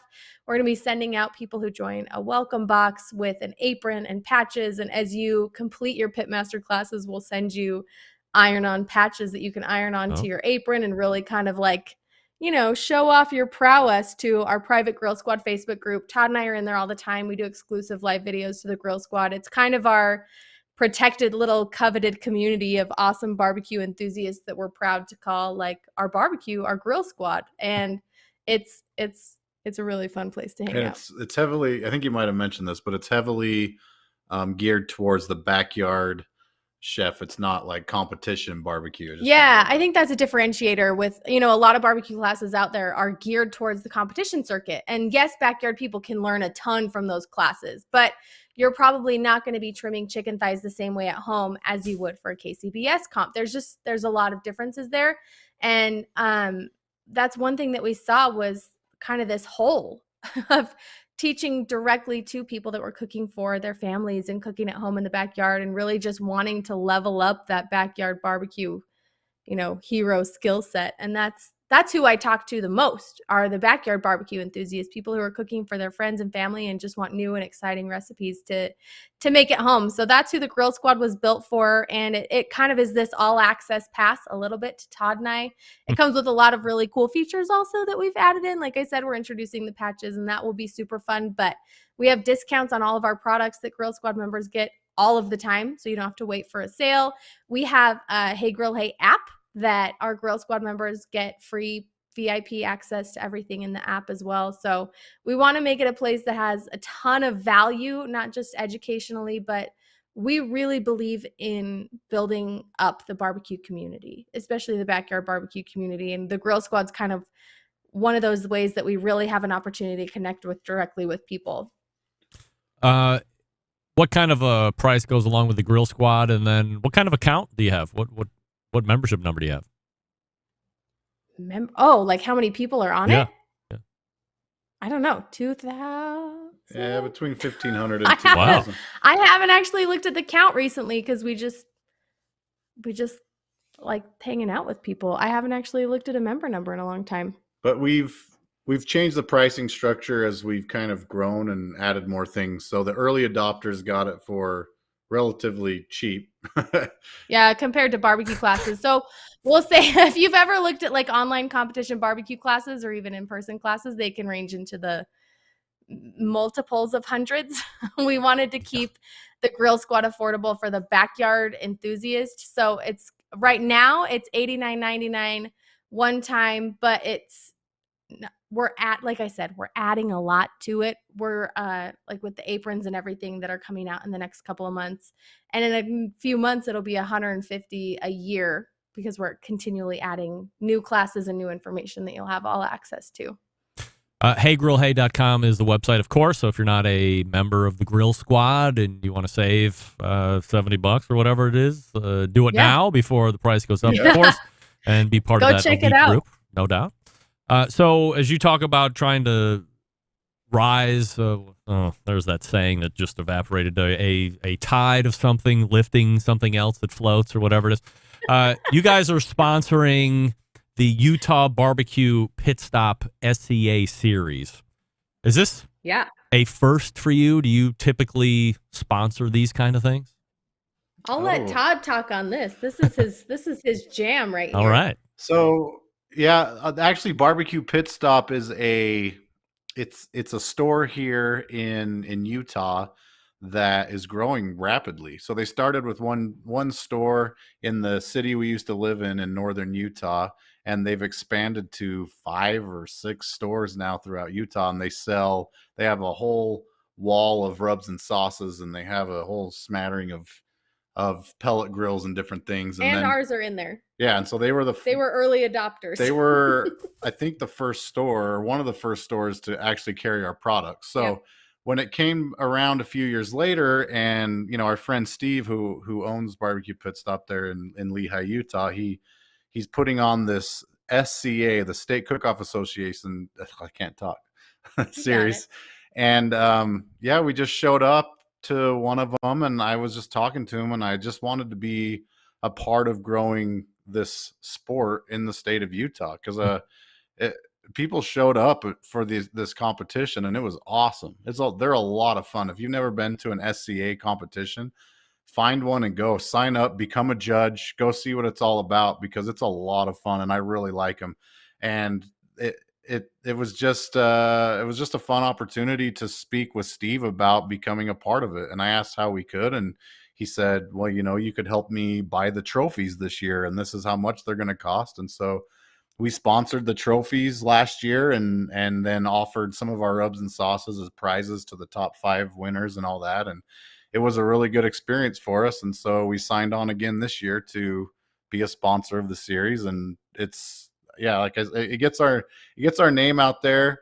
But mainly it's to be a part of something bigger than ourselves and help the sport grow here in Utah. Are you approached now when people see that you're helping this series out or these folks out? Will they say, hey, we see you're doing this with so-and-so. Would you be interested in doing this with us? And maybe they're in Kansas City or they're in Ohio or wherever. Do you like to keep it as local as possible? We haven't been. Maybe I don't know. I don't think we have. We sponsor a few competitive teams nationally, but we haven't sponsored any additional circuits or anything. We really like the Utah ones because we like to go out and we like to hang out with our barbecue friends in the barbecue community, and that's difficult when it's all over the place. It's a lot easier for us to head out for a weekend to somewhere that is local to Utah. So we haven't sponsored any additional circuits, but we do have a few pro teams that we've sponsored and worked with that are across the country. Yeah, there's a couple that we reached out to here in Utah that we offered to sponsor them. There's this 13 or 14-year-old girl who's just doing really well competing against these grown adults. And so we approached her, if we could, we just offered, hey, do you think Hey Grill Hey could help sponsor your team? And she said, of course, obviously. So that was awesome. So she was cooking in Las Vegas this weekend at the Roll the Dice Smokeout in Vegas, and she was wearing the Hey Grill Hey t-shirt. And it was that was awesome. Seeing the next generation of cooks and pitmasters, and even some of our pro teams that were out there cooking, wearing the Hey Grill Hey shirts and using the Hey Grill Hey products in their cooks that day. That was really cool, because I don't compete. So I'm not even out there showing up and using my products to compete, but to have other people that are cooking in this super competitive environment, kind of putting our products behind their entries was way, way, way cool. So are you sponsoring those teams through product and gear, or do you also sponsor them financially, or is it dependent on who they are and what they've accomplished? So it kind of happened hot and fast. So currently, Just like how he cooks a brisket. Yeah. Literally no pun intended. That's funny. So we didn't know what we were doing when we were offering, and luckily, we've been really blessed with. That's it. Now look, being the money guy, Todd, that seems like it would be way out of your character. I know. I am continually surprised by what he volunteers to do, and then what he yells at me for spending. That's money right. on. How dare Seems you? unfair. Anyway, so we do, for now, we're not taking on any new ones. So if you're, for all the people listening, don't come knocking down my door, because it's not going to be the case. But for now, we offer product and gear, and we do help, not 100%. We do help with entry fees for some of these teams, and even travel costs sometimes to some of the, the national championship type cooks. So I think someday we'll have a more structured program for bringing in competition pro teams that want to work with us. But literally it was like, yeah, we'll go try that out, because we didn't know, because we really, like, the SCA has kind of been one of our earlier, I mean, I've been a KCBS judge before and have been to a couple of the bigger competitions with friends of mine, but the SCA was kind of our foot in the door for really working as a sponsor in these events, especially as, our rub and sauce line is a little bit newer in the space. We're only a few years old there. So, and we were in Vegas this last weekend doing a huge comp. Like, I think don't quote me on this. It might be I think it was the biggest one in the West, like, yet. Yeah. Maybe not. I don't know. Maybe someone from California will yell at me that it wasn't. But anyway, the founders of the SCA were there.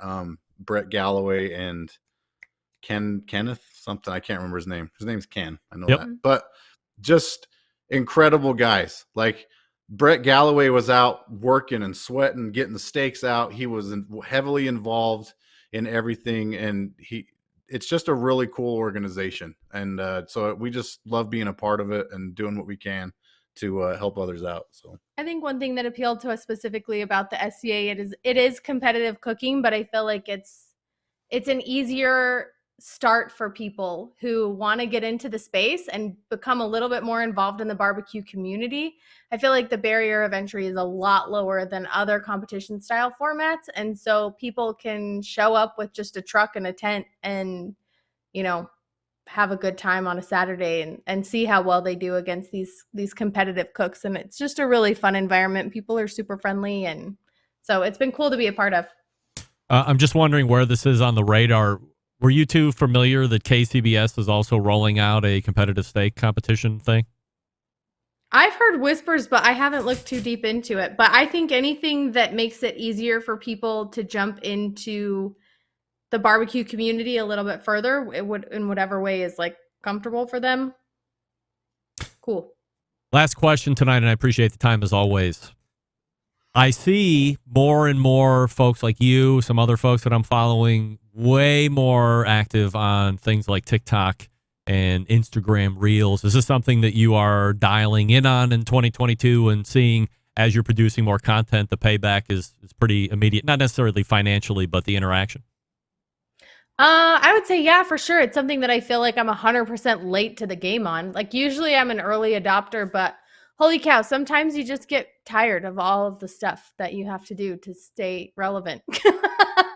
And I think I just got tired. I was like, one more stinking thing. Like, I don't know if I have it in me to make content in a completely new format. So I kind of was like dragging my feet and grumpy about it for a minute. But now that I'm actually doing it, it's super fun. And I'm sad I didn't start earlier. But we're just having fun with it. We're not really treating it necessarily as, and I think that was my worry initially, was like, how do we use this for like the business? But I let that go. And now I'm like, how can we make the funniest thing that we can make today? Or how can we make this recipe look awesome? Or how can we speed up this process so that it's really digestible? And I think that's the biggest thing with this type of content is it's very easily consumed. And it's quick access. People, and just as, quick as you can put it up, people can leave comments and engage and interact. So I think it's I think it's a great way to connect with people and to have conversations around barbecue and introduce things that people may not have seen before or may be curious about, or even just introduce Todd and I as kind of the goofy dorks that we are in the barbecue space, which is fun too. That was like the number one thing. So just this last weekend in Vegas, everyone that came and talked to us, I would say the most talked about thing were the kind of silly, stupid Instagram reels and TikToks that we've been doing. So I think it's fun. Like, I don't think it's going to be a huge, move the needle thing for us, but I think it's fun because we get to be creative and funny and kind of show who we are, and it just makes us more relatable, hopefully, and more approachable, which is always good.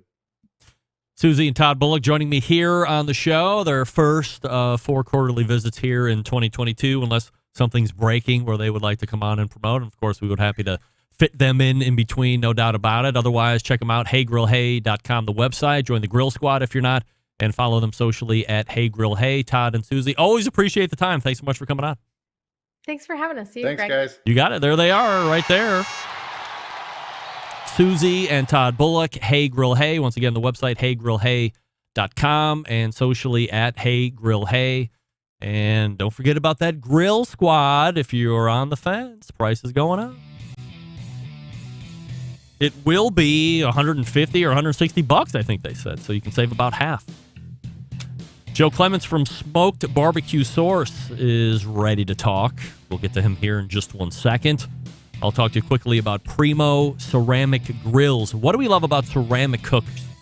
We love that they're fuel efficient. We love that you can achieve low and slow temperatures for traditional barbecue meats. We love that you can get rip-roaring hot for high-temperature grilling of steaks and other thin cuts. But what's missing in the everyday lineup of ceramic cookers? The real ability to do true two-zone cooking. Two-zone cooking, very important to both professional and backyards alike. It's the best way to manage a fire and cook with confidence. However, getting a two-zone fire in a round ceramic cooker, not very realistic. Why? Because it's round. Enter Primo grills and their game-changing oval design. The shape gives you the ability to execute a two-zone setup that you desire, also giving you the other ceramic grill benefits as well. Really, when you break it down, if you can believe it, there's 60 different ways, even more than 60 different ways that you can configure the Primo cooker, so you're only limited by your culinary imagination. Now, we know about the new lift hinge. We know about the new air dampers top and bottom. We know about those new Primo Grill rotisserie accessories. Now that new Primo Grill pizza accessories, where it might have been lacking in the accessories, because we all love accessories. Not anymore, folks. They even got a half drip pan. They got the rib rack to fit that oval design. If you want it, they probably have it, or it's in the works at this point. Like Green Mountain Grills, Primo Grills only sold through dealers. So go to primogrill.com, find a dealer near you, and then check them out in person, ask questions, buy the one that's best for you. Many different sizes to choose from, so get that size that's right for you as well. primogrill.com, follow them on Facebook and Instagram. And once again, the website, primogrill.com. We're back with Joe Clements from Smoked Barbecue Source right after this. Stick around, be right back. You're listening to the #1 most downloaded barbecue and grilling podcast anywhere. The Barbecue Central Show. Celebrating over 10 years of prolific and unparalleled live fire barbecue and grilling talk. And yes, it's still being done from Cleveland, Ohio. You're listening to the Barbecue Central Show. And this portion being brought to you by Smithfield. Head on over to smithfield.com right now for recipes as well as tips and tricks from well-known live fire cooks like Darren Worth, Jess Pryles, Childs Cridlin. Mouth-watering flavor, no artificial ingredients. Smithfield Fresh Pork, quite simply some of the finest pork money can buy. It is the trusted choice of top live fire cooks for use at competitions and at home. That's smithfield.com. All right, coming out of the bullpen tonight is the creator of one of the biggest barbecue and grilling websites out there. If you are into reviews of grills, recipe curation and dissemination, and how to cook better in the live fire space, then this is the site you should be checking out if you haven't already. Made his debut last July, and I'm excited to have him back on again. So let's go ahead and race to the hotline and welcome in the creator of the Smoked Barbecue Source, Joe Clements, joining me. Hey, Joe. Hey, Greg. How's it going? We are back. Absolutely fabulous. Appreciate you joining me once again here. So before we get into some of the talking points here this evening or afternoon for you there in Australia, Joe, can you give us a quick reset on Smoked Barbecue Source, how it came to be one of the biggest barbecue sites on the internet? Yeah, sure thing. So it all came about pretty much by accident, as most good things do. I was just getting into barbecue about or 7 years ago, and growing up in New Zealand and then moving over to Australia, I didn't get much exposure to the world of barbecue. So I think I managed to stumble into a restaurant that had been set up down under, cooking sort of Texas style barbecue, and I was thinking to myself, that was pretty delicious. How can I go about cooking that at home? And back then, if you can believe it, there wasn't as many resources, websites. I don't think TikTok existed, and Instagram certainly didn't have as much barbecue content as it does now. So I was basically just stumbling around, figuring things out as I went along. And I just started kind of documenting what I was learning and writing it up on this blog. I was sort of teaching myself how to do how to set up a website and teaching myself barbecue. So I figured, let's kill two birds with one stone, and it just started slowly snowballing until the point where we were getting some good traffic coming in from Google, and we started getting into reviews and doing sort of product comparisons and recipes and all that good stuff, until eventually got up to that level where I could afford to quit my day job and go at it full time. And for the last couple of years, this has been my full-time job, and it's been a bit of a wild ride. But at this point, I'm really enjoying being sort of a bit more behind the scenes and sort of working with up-and-coming recipe creators and really talented cooks, getting them sort of on the team and working with them, and sort of giving other people a platform to share their creations and also sort of to help teach our growing audience. So it's really exciting space to be in at the moment. Joe Clemens joining me here on the show from Smoked Barbecue Source. The website, of course, smokedbbqsource.com. Joe, we'll talk about some business things here in a second, but let's talk a little bit about Smoked Barbecue Source and what you guys are expecting from the live fire industry. Do you see any big changes, or have you heard about anything new that might really shake things up this year? Well, I mean, it's probably no news to you, but we just don't see, we're not seeing the pellet smoker craze slowing down at all. So that's definitely the biggest source of traffic for the site at the moment is reviews for pellet smokers, people looking to compare different models, and obviously companies regularly releasing updates and new features that are being pushed out. Probably the one most exciting product that we've seen a ton of interest in is the gravity-fed smokers, where it's sort of trying to address some of the shortcomings you get with your pellet grills. So while they're not at the same level as Traeger's or as the more well-known pellet grills yet, we're seeing a lot more interest in that style of cooker. Are you surprised, when you talk about pellet cookers, and it's not every pellet cooker, I think Z-Grills hasn't really gone out of their way to attach a lot of this technology that you're finding on pretty much every other manufacturer.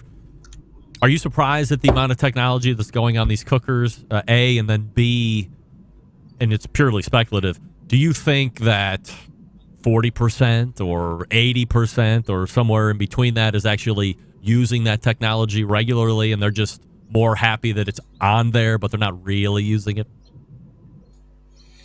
I mean, I'm not surprised. At the end of the day, there's not a lot to differentiate between these different cookers. I mean, you can use like slightly thicker steel or what have you, different sizes, a few different gimmicks, but one of the easiest ways to slap a few new features on there is via the app. I'd say there's a fair bit of hyperbole involved, and I don't think many people are setting up complicated cooks where they're programming on their phone for it to go at one temperature for 2 hours and then another temperature for 6 hours, and then they're dropping it down and then it automatically turns off while they're sleeping. I'd say there's probably maybe 5 or 10% of people really pushing it to its limit like that. And then we do see a small but vocal group who will happily buy whatever model has no technology and no Wi-Fi, no internet, no apps. They just want a good grill that's not full of complicated technology. So, and there are still some companies making grills for people like that. So I think it's sort of like it's come to the point where companies, I think, have to tick the box to have it because everyone else has it. There's some good features, but it's definitely it's one of those things you got to be careful you're not getting sucked into the marketing hype. Just being gate crashed by my 4-year-old at the moment. Yes, the new co-host of the show, no doubt. Joe Clements joining us here on the show. That's right. One of the things I wanted to talk about tonight is doing business on the internet. You don't have a brick and mortar store. You don't have a warehouse or anything like this. Well, maybe you do, but we'll talk about that here in a second. I spoke with Derek Riches about this topic to a certain degree a number of months ago. But I think you can bring a unique point of view to this discussion because of how you generate revenues for the site. So let's start with Google first. Rankings are key, right? But the algorithm that they are measured in seems to change frequently. So how do you monitor that? And then generally speaking, how have you been able to or have you been affected by changes during the course of a given year when they decide to change them? Yeah, sure. I mean, at the end of the day, I'm just on the phone to someone. I'll come to it too later, man. Just get rid of the distraction. When you do decide to set up a website and get on Google, you do agree to ride the roller coaster, so to speak, or at least there's not really an alternative. And that's the same whether you're on Google or Instagram or YouTube. You are at the mercy of another company and their algorithm and how they want to do things. And something that can and does happen regularly is they will shake up how they do things, and that can have a massive impact on the business. So from month to month, you might have your traffic double or halve, or we've seen, hasn't happened to us, touch wood, people go from healthy businesses to no traffic almost overnight. So it's a scary space to be in as a business owner. Imagine you've got a shop and suddenly the road outside just disappears and what used to be a thriving street just turns into a ghost town. Is there any lead up to that? Like, will you get a notice or will you be able to feel something or see something statistically that would at least give you a day or a week or something, advance notice that, hey, things are trending down, and not just like this is a normal trend down, things are plummeting? Yeah, look, Google do occasionally give you an update, usually the day it's happening, or maybe 2 weeks beforehand, saying they're making some changes, but they'll almost never say what the change is, and there's really no way to pivot what you're doing and avoid a decrease. You're just as likely to benefit from an increase as you are to get a decrease. And that's something we've enjoyed over the years, is a lot more increases than decreases. And it's always hard to know, is it something that you've done? Is it something that Google's changed their minds on? And sometimes it's just trends. For example, during the early stages of the lockdowns and COVID crisis, we saw our traffic sort of triple, quadruple within a few weeks. And that lasted for probably a year or so. And then in, when was it been? July 2021, I think a lot of people just decided they were over it and they were going to start going back to restaurants, and fair enough. And they decided that they weren't going to spend as much time sitting around looking for ribs recipes or comparing different smokers they were going to buy. They just were going to get out there and live their lives. And so we saw our traffic drop by probably about 50% over the course of a few weeks. And it's something we were expecting, but I think it was harsh in that it coincided with fall. So fall and winter, so things were getting colder, and people, we always see a good drop in traffic then. There was the end of lockdown, so people getting out more, and also we got hit by a bit of a Google update. So a lot of our key high traffic pages sort of dropped off to, not completely, but from the top position when you search in Google to more like the middle or the bottom. And we saw, for some reason, Google decided that sites like Rolling Stone and Good Housekeeping should be at the top when someone was looking for smoker reviews. Rolling Stone. And so Yeah, I mean, maybe for album reviews, but I didn't even know that they reviewed smokers. So that was annoying for a few weeks, months, but we seem to have crawled our way back up. And so what you often see is Google will release a big update and everything is sort of shuffled around, and then it takes a few months for the dust to settle and things generally go back to how they were, but they don't always. And so, it was a bit of gave us a bit of urgency. I think we'd been coasting for a few years just on Google, continuing to send more and more traffic our way, and lockdowns sort of doubling the business. So we probably had started coasting a little too much and just enjoying lots of traffic coming our way. And so we've seen it as a good opportunity to see what can we start. New products that we can start launching in the barbecue space, things that our audience are looking for, maybe that we can do a bit better, or that we can offer an alternative to what's out there on the market. So seen it as an opportunity, and fingers crossed that all the new content we're putting out there and all the new recipes and reviews we've been publishing, come grill season, the traffic will hopefully start to skyrocket back up. One of the other things as far as offerings that you're doing, aside from bringing on some new creators of content, recipe developers, things like this, is getting into the actual physical products portion, which is rubs and sauces. I was talking with a guy in the first hour, Jim Eltzer, who I had no idea. He's a very established competition cook. He builds drum-style smokers. And then, lo and behold, I found out through somebody else that he's actually in co-packaging, and he's been making people's rubs and sauces. I had no idea. So we talked about that portion of the business in the first hour.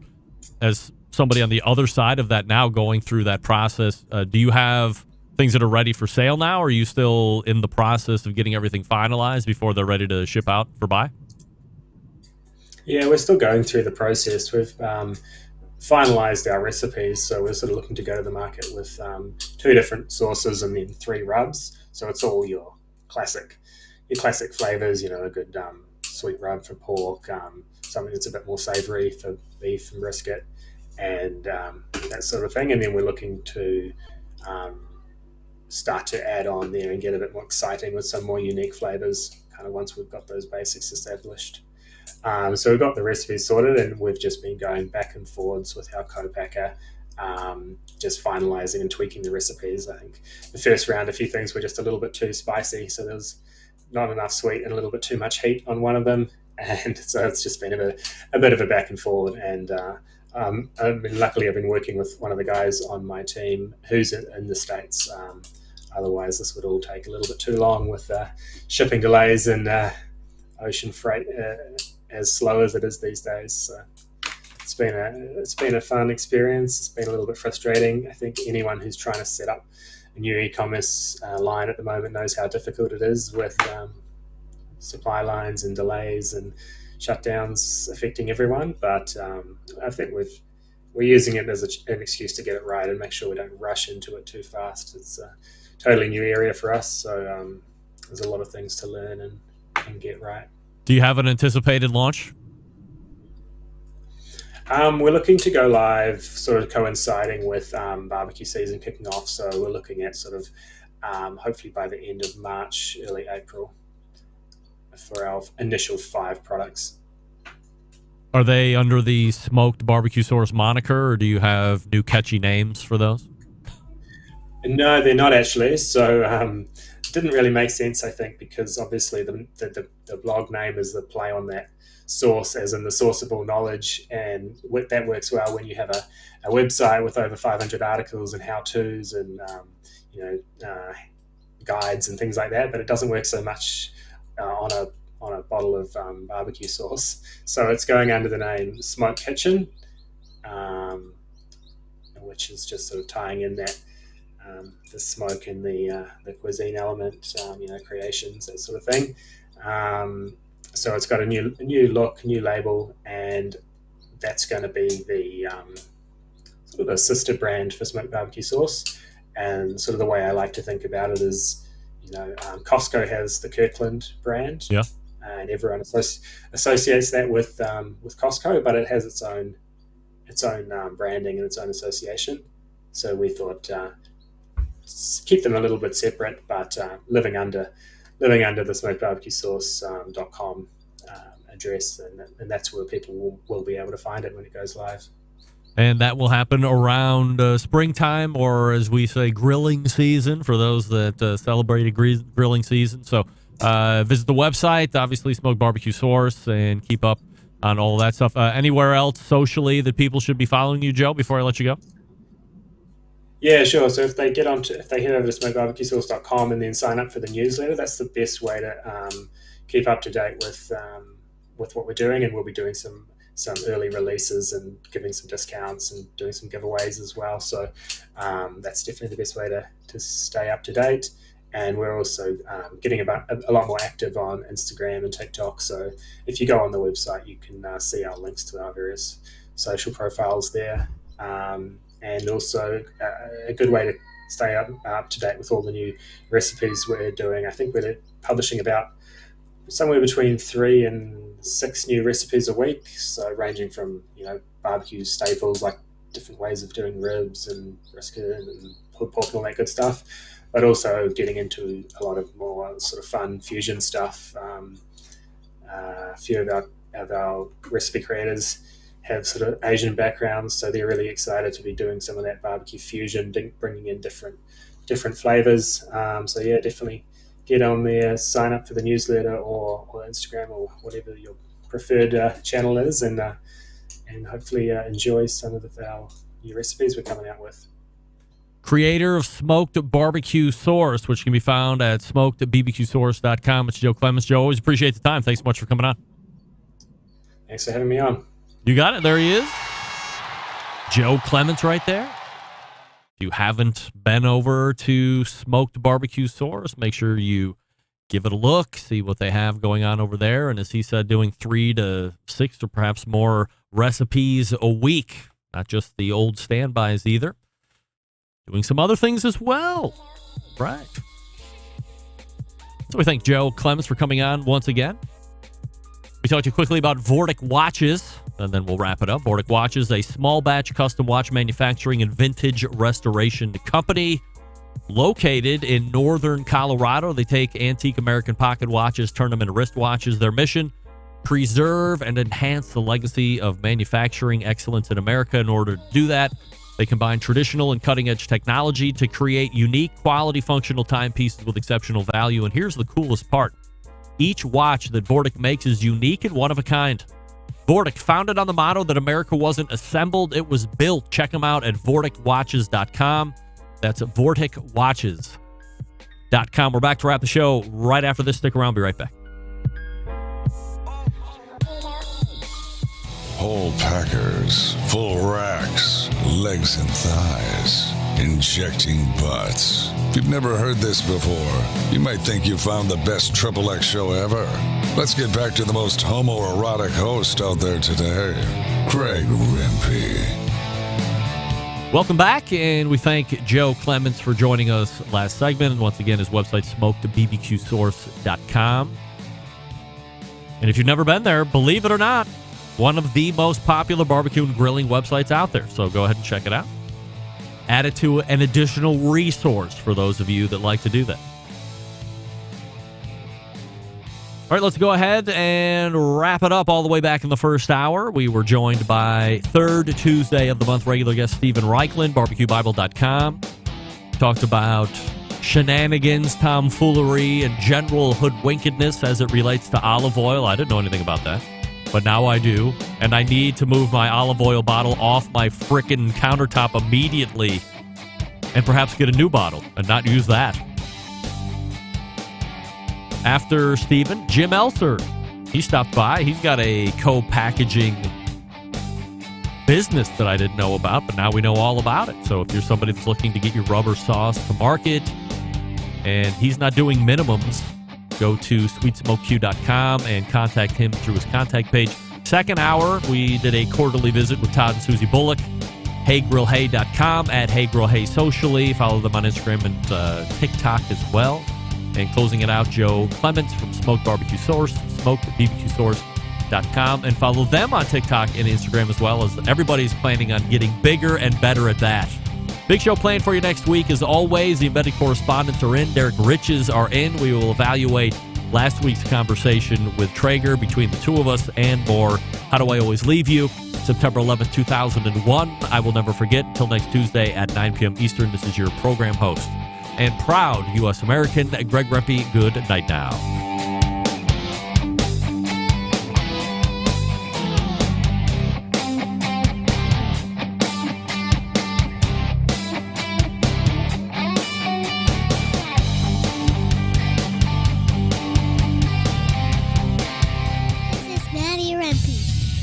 Cleveland, Ohio, and you're listening to Barbecue Central.